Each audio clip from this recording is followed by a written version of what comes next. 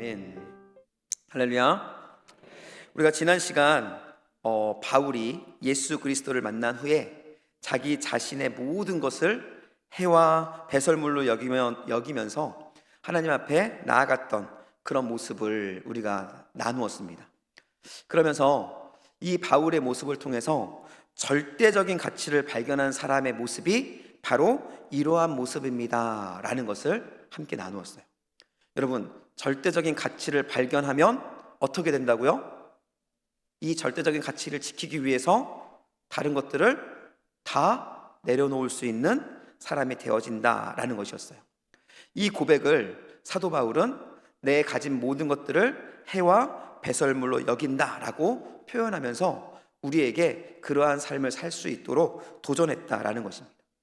오늘 말씀은 이 바울이, 그러니까 그가 모든 것을 해와 배설물로 여겼다는 이 고백이 실제적으로 바울의 삶 속에 어떻게 나타났는가를 보여주는 아주 대표적인 사건입니다. 이 사건은 바울이 그가 말했던 모든 것들이 해와 배설물로 여겨집니다라는 말이 그의 단순한 고백이 아니라 실제적인 삶 속에서 나타났던 그 모습들을 보여주면서 그러한 삶을 살았던 바울을 통해서 우리를 돌아볼 수 있도록, 그리고 우리도 바울과 같은 삶을 살기 위해서 나를 결단하며 나아갈 수 있도록 도전하는 말씀을 우리에게 보여주고 있다라는 것이죠. 저는 오늘 이 말씀을 통해서 여러분들이 이 바울과 같이 절대적인 가치를 발견했다면 이 절대적인 가치를 우리의 손과 발로 살아낼 수 있는 그런 은혜의 사람, 능력의 사람들이 될 수 있기를 예수님의 이름으로 간절히 도전하고 축복합니다. 먼저 사도 바울에게 어떤 일이 있었는지, 오늘 본문에서 일어났던 그 일이 무엇인지를 좀 살펴보면서 오늘 말씀을 시작하고자 합니다. 우리 19절 말씀입니다. 우리 19절 함께 읽겠습니다. 유대인들이 안디옥과 이고니온에서 와서 무리를 충동하니 그들이 돌로 바울을 쳐서 죽은 줄로 알고 시외로 끌어내치니라 라고 말해요. 지금 바울에게 벌어진 일은 안디옥과 이고니온에서 온 유대인들에 의해서 사도 바울이 돌에 맞아 거반 죽게 되었다라는 사실을 우리에게 보여주고 있어요. 여러분, 사도 바울이 당시에 하나님의 복음을 전하고 있었습니다. 루스드라라는 곳, 지금 안디옥과 이고니온이 아닌 루스드라라는 곳에서 하나님의 복음을 전하고 있었어요. 그런데 복음을 전하고 있는 바울을 찾아서 안디옥에서부터 이고니온에서부터 이 사도 바울의 복음 전하는 일을 방해하기 위해서 그 방해꾼들, 유대인들이 찾아온 것입니다. 이 유대인들은 바울을 향해서, 그곳에 복음을 듣기에 모여있는 사람들을 향해서 이야기합니다. 저 사람이, 바울이 우리 조상들의 풍속, 우리 조상들이 가지고 있었던 그 경륜을, 전통을 무너뜨리려고 한다 라면서 음해했던 거예요. 이스라엘 백성들, 그리고 이 바울의 복음을 듣고 있는 유대인과 이방인들은 나름대로의 신들이 있었습니다. 그리고 그 신들은 당시에 그들에게 있어서 매우 중요한 전통이자 그들이 가지고 있는 모든 것이었어요. 그런데 사도 바울이 와서 그 무엇인가 도를 전하는데 그 도가 너희들의 전통을 빼앗고 무너뜨리는 일이다 라고 지금 유대인들이 음해하고 있는 것입니다. 이 말을 들은 루스드라의 복음을 듣기 위해 모였던 무리들은 갑자기 돌변합니다. 그리고 흥분하면서 바울을 향해서 돌을 들어 던지기 시작했다라는 것이죠. 한 개, 두 개, 처음에는 몇 개의 돌멩이가 날라들었을 것입니다. 그런데 시간이 지나자 점점 많은 돌들이 사도 바울을 향해서 던져지기 시작합니다. 그 돌들이 사도 바울의 머리와 몸을 강타했고, 그리고 사도 바울은 피를 흘리고 또 그 돌에 맞아서 뼈가 부러지는 그런 소리들이 나기 시작했을 거예요. 여러분, 그 결과가 무엇입니까?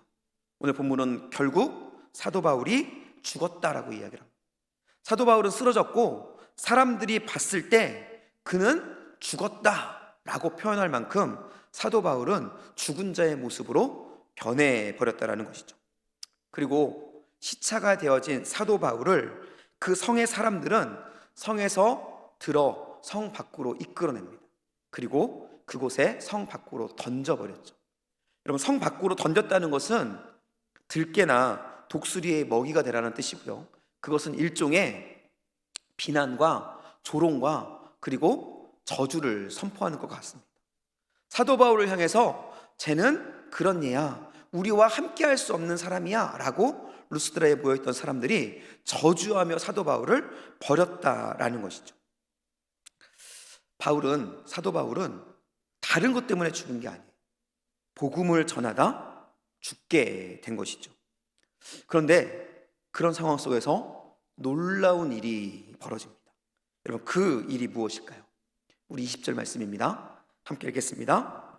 제자들이 둘러섰을 때에 바울이 일어나 그 성에 들어갔다가 이튿날 바나바와 함께 더베로 가서, 제자들이 둘러섰을 때에 바울이 어떻게 해요? 바울이 일어났다라고 이야기합니다. 제자들이 바울의 시체 주변에서 모였습니다. 뭐 하고 있었을까요? 바울을 어루만지며 아마 울고 있었을 것입니다. 그런데 통곡하고 울고 있는 그 제자들의 둘러싸여있던 바울이 갑자기 눈을 뜨더니 일어나는 거예요. 바울이 일어났을 때 그 제자들의 모습이 어땠을까요? 아마 깜짝 놀라고 아마 뒤로 자빠졌을 것입니다. 그만큼 놀라운 기적이었죠. 사도 바울이 진짜로 죽었었는지, 잠깐 기절했었는지, 아니면 진짜 죽었는데 하나님이 기적적으로 살리셨는지는 잘 모르겠습니다. 하지만 분명한 것은 사람들이 볼 때 죽었다라는 거예요. 그런데 하나님께서 그를 살리셨다라는 거죠. 이건 놀라운 기적입니다. 그런데 이 기적보다 더 놀라운 일이 있습니다. 살아났지만 여전히 사도 바울은 죽은 사람 같았어요. 여전히 피는 흘리고 있었을 것이고, 그리고 그의 뼈는 돌에 맞아 부러진 채 걸을 수조차 없는 그 상황 속에 놓여 있었을 것이다 라는 것이죠. 그런데 이런 바울이 기적적으로 살아났지만 여전히 피와 부러진 몸으로 어찌할 수 없는 상황 속에 놓여있던 이 바울이 살아나자마자 한 행동이 너무나 충격적입니다. 그것이 무엇일까요? 우리 다시 20절 말씀을 읽겠습니다. 시작. 제자들이 둘러섰을 때에 바울이 일어나 그 성에 들어갔다가 라고 말합니다. 사도 바울이 일어나자마자 뭘 했다고요? 그 성에 들어갔다라는 거예요. 여러분, 정신을 차렸을 때 사도 바울은 안전한 곳으로 피하지 않았어요. 여러분, 병원에 가서 치료를 받지도 않았어요. 바울은 일어나자마자 방금 자기를 죽이려고 했던 사람들이 모여있는, 어쩌면 그곳에 들어갔을 때 다시 만날 수밖에 없는 그들이 있는 그 성으로 지금 들어가고 있는 것이에요. 여러분, 그 성에 들어갔다는 것은 매우 중요한 의미를 갖습니다. 첫 번째는 그 성에 들어간 바울의 마음이 중요하겠죠. 바울은 그 성에 들어갈 때 무엇 때문에 그 두려움을 이겨내고 그 자기 자신의 생명까지 빼앗는 그 성을 위해 들어갔을까라는 거예요. 여러분, 왜 사도 바울이 그 성에 들어갔다고 생각하십니까? 성경에는 직접적으로 그 이유가 나오지 않습니다. 그러나 오늘 본문을 저희가 살펴보면서 나타난 사도 바울의 모습을 통해서 우리는 사도 바울이 왜 그 성에 다시 들어갔는지에 대해서 너무나 분명하게 알 수 있다라는 거예요. 사도 바울이 그 성에 들어갔던 이유는, 죽음을 각오하고 그 성에 들어갔던 이유는 바로 그곳에 머물러 있는 제자들, 그리고 또 바울로부터 복음을 듣기 위해 기다렸던 그 사람들에게 못다 전한 복음을 전하고 그들에게 예수 그리스도의 십자가의 생명을 전하기 위해서 그곳에 들어갔다라는 거예요. 여러분, 이것이 바로 바울의 마음, 하나님과의 관계 속에 있는 바울의 모습이라는 것이죠. 아무리 그렇다 하더라도 자신을 죽이려고 하는 사람들이 활보하고 있는 그곳으로 들어간다는 것, 여러분, 그것에 대해서 여러분 어떻게 생각하십니까? 여러분, 말이 되는 것일까요? 만약 여러분이라면 어떻게 하시겠어요?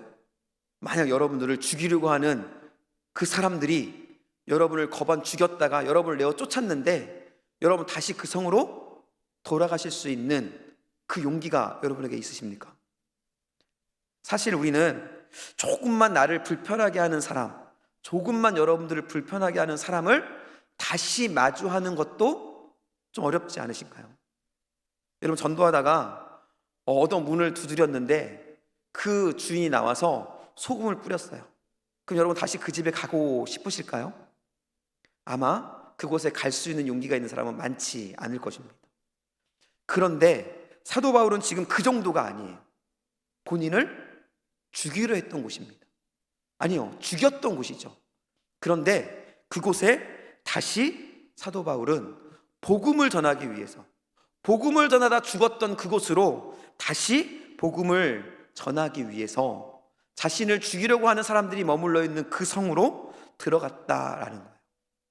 여러분, 이것이 정상적인 사람일까요? 아닙니다. 이거는 정상이 아니에요. 정상이라면 당연히 어디를 먼저 가야 될까요? 병원을 가야겠죠. 그리고 어디를 가야 될까요? 경찰서에 가야 합니다. 저 사람이 나를 때렸어요 말하면서 경찰서에 신고해야 돼요. 그리고 그 사람들과는 최대한 먼 곳으로 가서 나의 안전을 보장받아야 하는 것이 정상적인 사람들의 모습이다라는 거예요. 그런데 바울은 그들에게 돌아간 것이죠. 여러분, 이런 사람들을 세상 사람들이 뭐라고 말하는 줄 아십니까? 이런 사람들을 뭐라고 말할까요? 미쳤다고 말합니다. 미쳤다. 그 사람은 미쳤다라는 거예요. 설교 시간에 표현하기는 좀 그렇지만 사람들이 사도 바울을 향해서 이렇게 말하는 거예요. 미친 응 하고 말하는 거예요. 여러분, 사도 바울은 세상 사람들이 볼 때 미친 사람이었다라는 거예요. 그런데 사도 바울의 이 미친 행동은 여기서 멈추지 않습니다. 사도 바울의 미친 행동은 계속돼요. 21절입니다. 함께 읽겠습니다. 복음을 그 성에서 전하여 많은 사람을 제자로 삼고 루스드라와 이고니온과 안디옥으로 돌아가서 라고 말합니다. 20절 후반부에 보면 사도 바울이 루스드라에 들어가서, 루스드라라는 그 자기를 죽이려 했던 그 마을에 들어가서, 성에 들어가서 다시 복음을 전하는 미친 짓을 합니다.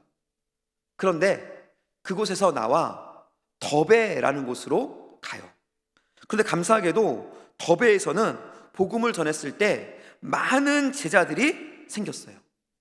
이 말은 무슨 말이냐면요, 그곳에는 감사하게도 복음을 받아들이는 사람이 많았고 사도 바울에게 위협을 주는 사람들이 없었다라는 거예요. 다른 말로 말하면 더베라는 곳은 사도 바울이 사역하는 데 있어서 안전하고 많은 열매를 맺을 수 있는 정말 밭이 좋은 곳이었다라는 것을 우리에게 보여주고 있다라는 거예요. 여러분, 그런 곳이라고 한다면 사도 바울은 그곳에서 평안하게 사역할 수 있었고 아마 그곳에 머물러 있는 곳이 매우 기쁘고 즐거운 일이었을 것이다 라는 것이죠. 그런데 21절 방금 읽었던 말씀을 보니까 사도 바울은 그 더베를 어떻게 했다고 해요? 복음을 전한 뒤 그 더베에서 옮겨서 라고 말해요. 더베를 떠나서 라고 말해요. 더베를 떠나서 어디로 갑니까? 루스드라, 이고니온, 안디옥으로 갔다라고 표현하고 있어요. 여러분, 루스드라가 어떤 곳이라고요? 핍박을 넘어서서 조금 전에 바로 사도 바울을 돌로 쳐서 죽였던 곳입니다.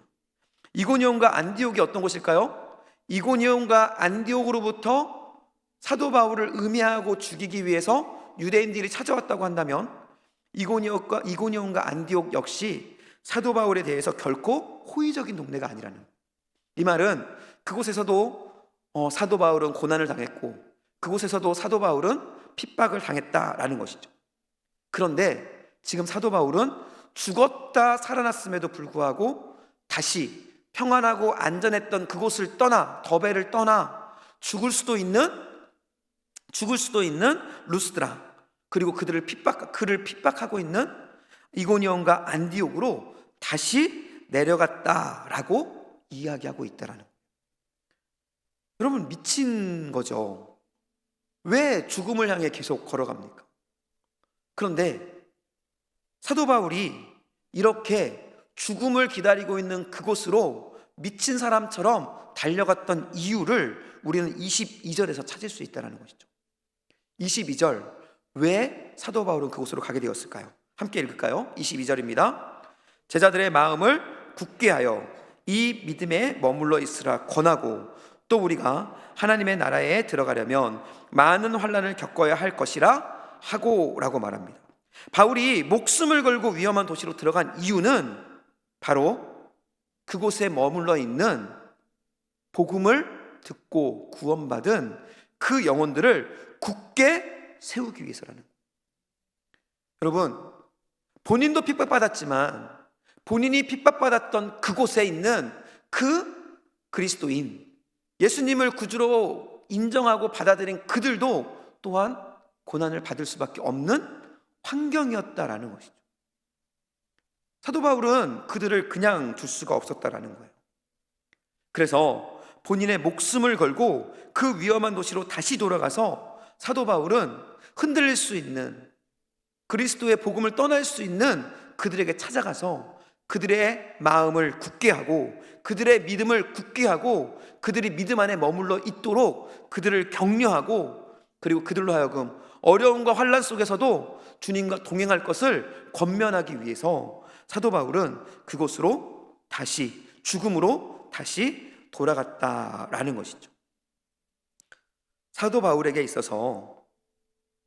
있어서는 자기의 목숨보다 본인의 복음이 선포되었을 때 그 복음을 듣고 하나님께 돌아온 새로운 생명들이 더 소중했기 때문이다라는 거예요. 그렇기 때문에 그들을 살리기 위해서 그는 죽음의 길을 당당히 걸어갔다라는 것이죠. 여러분, 이런 것이 바로 복음에 미친 사람의 모습이라는 거예요. 여러분, 복음에 미치면 다른 것보다 복음이, 자신의 안전보다 복음이, 자기의 어떤 평안함보다 복음에 의해서 살아난 생명이 소중할 수밖에 없다라는 거예요.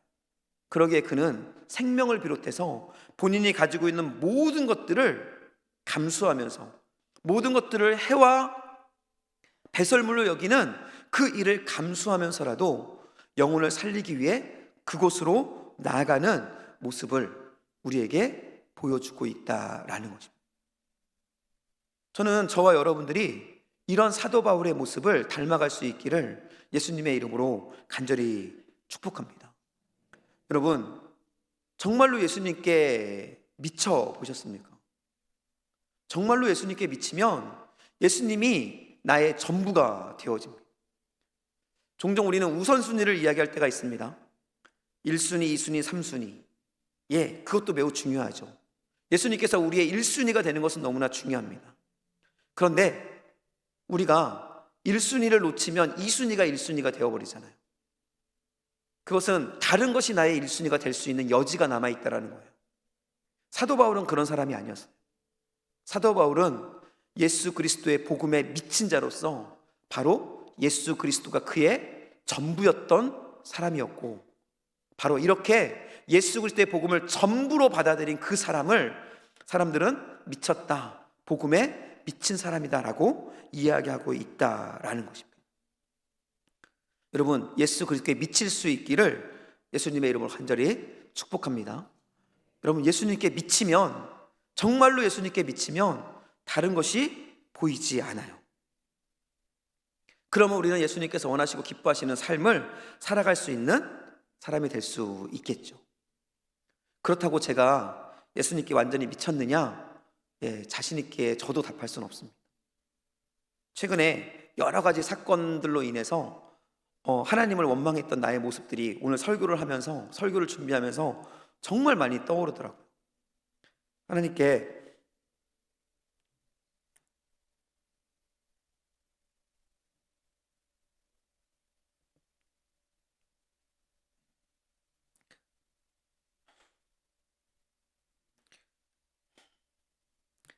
저도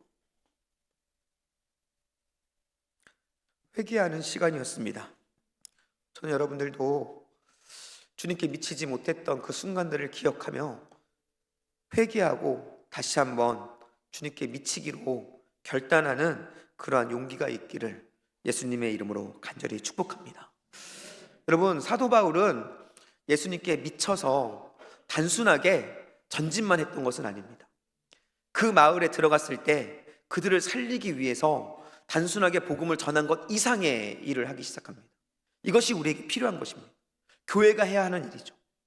그것이 무엇이냐면요, 그들이 안전하게 믿음을 지켜갈 수 있는 많은 분명하고 조직적인 교회를 이루어가기 시작합니다. 우리 23절 말씀입니다. 함께 읽겠습니다. 각 교회에서 장로들을 택하여 금식 기도하며 그들이 믿는 주께 그들을 위탁하고 라고 말해요. 여러분, 각 교회에서 장로들을 택하여 금식 기도했다라는 것은 그 말 그대로 장로를 세웠고 기도하며 영적인 수준을 높였다라는 이야기가 될 수 있어요. 하지만 그와 함께 바로 조직적인 교회, 새로운 성도들을 품고 그들을 양육하고 세워갈 수 있는 온전한 교회를 세워갔다라는 것을 이야기하는 것이죠. 바로 본인이 다 할 수 없는 일들을 바로 복음에 맺힌 또 다른 사람들을 세워서 그들을 살리는 일들을 사도 바울은 이루어 갔다라는 거예요. 견고한 하나님의 나라를 그 땅에 세우는 일들을 감당했다라는 것이죠. 그런데 여기서 중요한 한 가지가 있습니다. 이 일을 할 때에 사도 바울이 이 일을 은밀하게 할 수 없었다라는 거예요.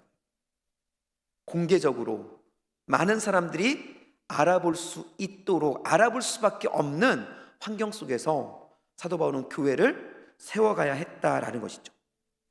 이것은 사도 바울이 그 마을에 그 성에 들어왔다는 것을 드러내는 일이었고, 결국 이것은 사도 바울에게 매우 위험한 일일 수밖에 없었다라는 거예요.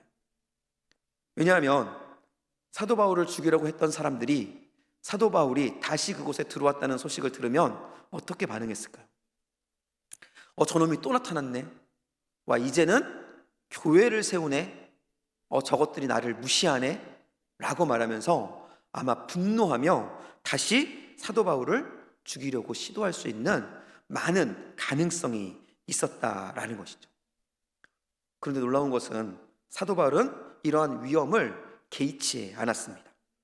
오히려 더 담대하게, 그리고 더 공개적으로, 그리고 더 조직적으로 복음을 전하고 교회를 세우고, 그리고 하나님의 나라를 루스드라에, 이고니온에, 안디옥에 세우는 그 놀라운 열정을 보여주었다라는 것이죠.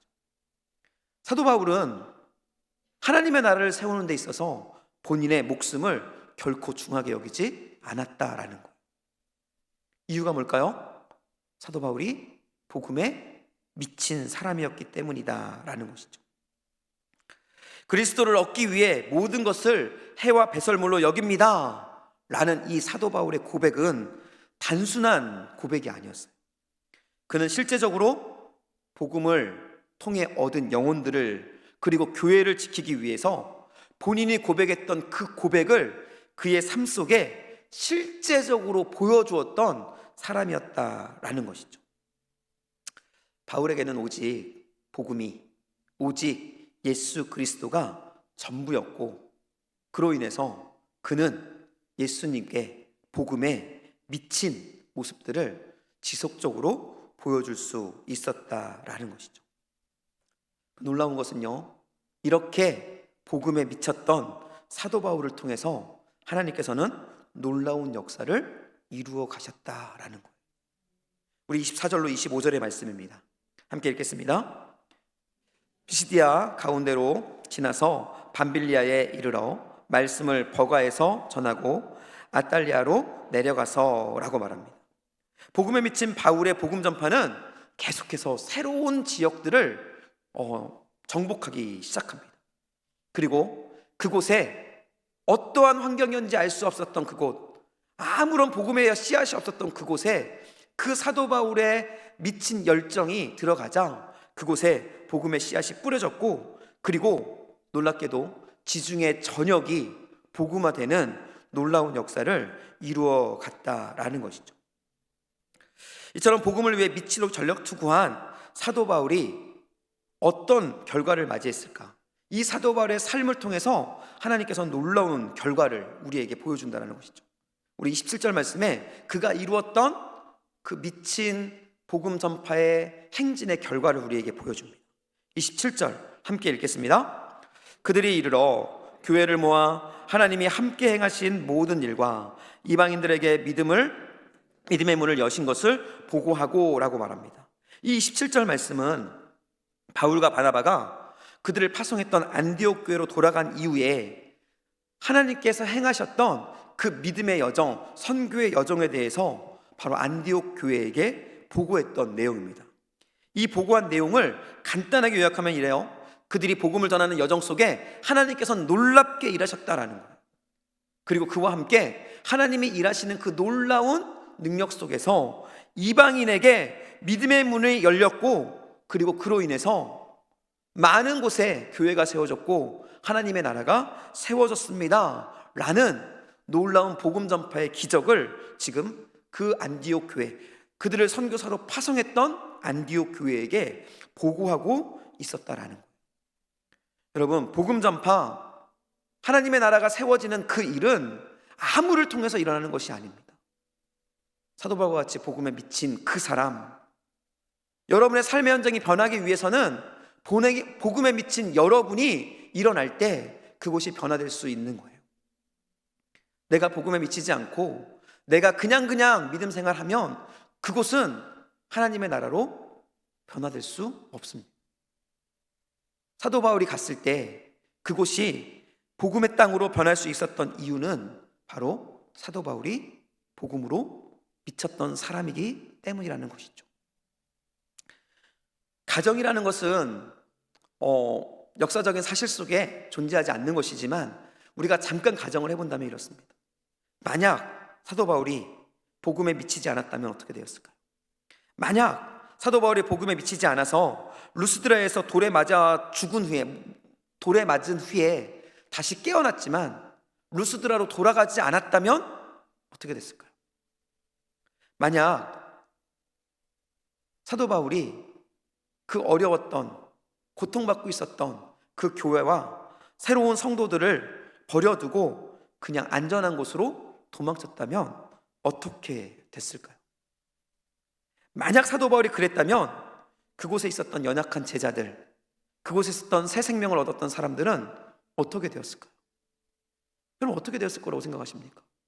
아마 그들은 거의 모두 복음의 생명을 잃어버리고 다시 옛사람으로 돌아갈 수밖에 없었을 것입니다.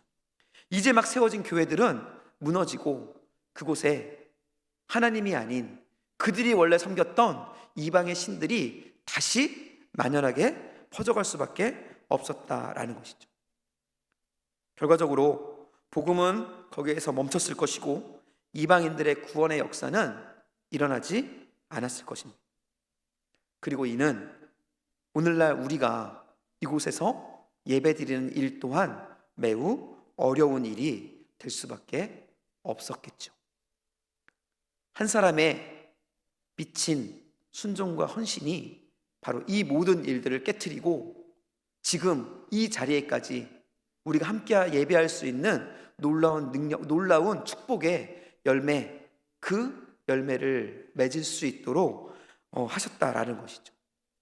저는 여러분들이 예수님께 미치면 이러한 일들이 일어날 수 있다고 믿습니다.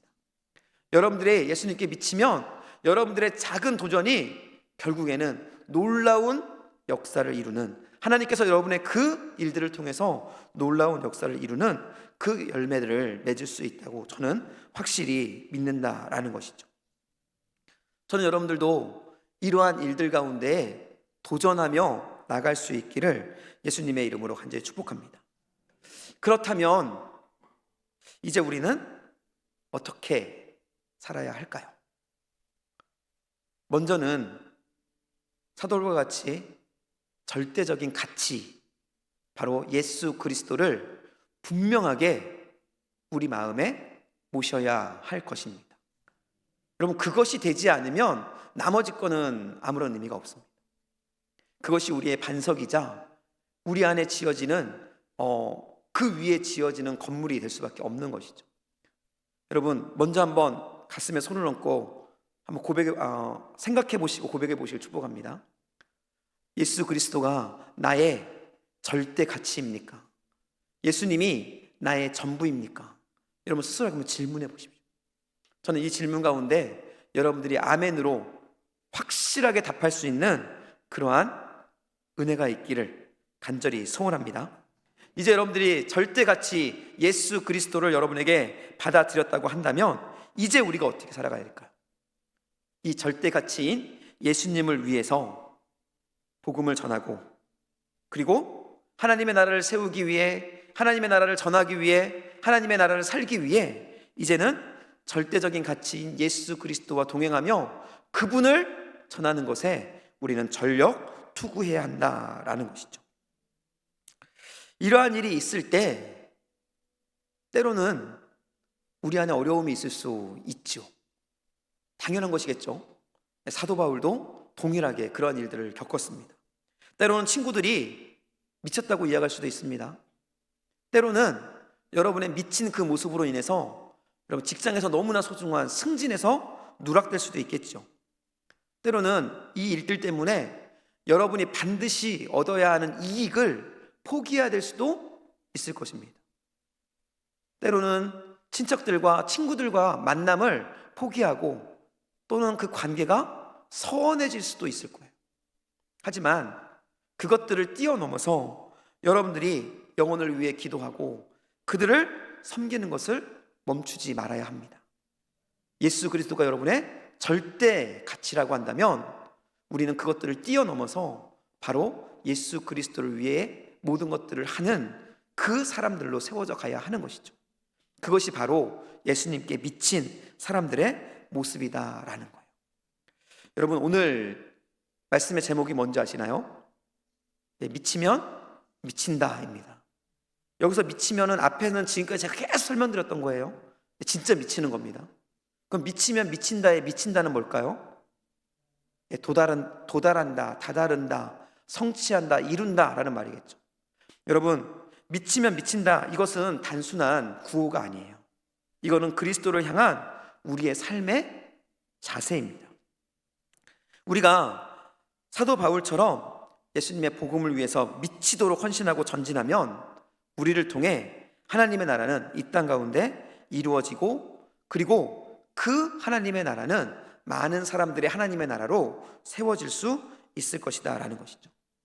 여러분, 복음을 위해 미치시길 축복합니다. 여러분이 복음을 위해 미치시면 하나님께서 이 세상을 변화시키시고 영원한 생명을 얻는 통로로 여러분들을 사용할 수 있게 되어진다라는 것이죠. 이제 여러분들에게 질문하기를 원합니다. 여러분은 하나님께서 일하시는 역사의 통로, 하나님께서 일하시길 원하시는 그곳으로 나아가 복음을 전하는 복음의 통로가 되기 위해서 미친 자의 삶을 살 준비가 되어 있으십니까? 여러분, 그 결단을 하셔야 하는 거예요. 비록 부족할 수 있습니다. 그리고 그 결단이 때로는 무너지고 넘어질 수 있겠죠. 하지만 그럼에도 불구하고 우리는 포기하지 않고 날마다 우리의 삶 속에 내가 복음에 미쳤는가? 예수 그리스도에 미쳤는가라는 질문 안에서 복음에 미친 삶을 살기로 결단하고 나가야 한다라는 것이죠. 저도 여러분도 우리 모두가 함께 세상에서 미쳤다라고 하는 소리를 들을 만큼 하나님을 위해서, 하나님의 영광을 위해서, 하나님의 나라를 위해서 나아가고 전진하는 그러한 모습이 될 수 있기를 예수님의 이름으로 간절히 축복합니다. 저를 따라 한번 고백할까요? 나는 복음에 미친 자다. 나는 영혼을 구원함에 미친 자다. 여러분, 죄송하지만 여러분 미친 분들이 되실 수 있기를 예수님의 이름으로 축복합니다. 우리 마지막으로 옆에 분에게 좀 선포하고 이렇게 기도하며 나갔으면 좋겠습니다. 사장님 나와주시고요. 우리 옆에 분들을 향해서 옆에 분들도 바라봐 주십시오. 조금 좀 그렇긴 하지만 그래도 뭐 어쩔 수 없습니다. 옆에 분을 바라보면서 당신은 미치셨군요. 누구에게? 예수님께. 다시 한번 고백할까요? 당신은 예수님께 미친 사람입니다. 아멘.